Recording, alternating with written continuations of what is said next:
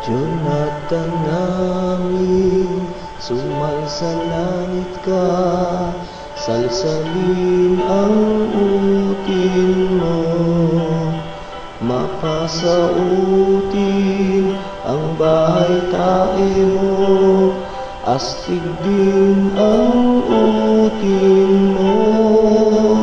Sayad sa lupa at sayad sa langit, bigyan mo po kami ngayon ng aming mababagsik sa araw-araw at patuwarin mo kami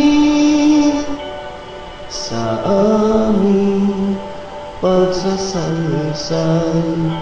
Para papatuwad namin sa mga sumasalsal din sa amin, at huwag mo kaming ipahihindot sa tuko,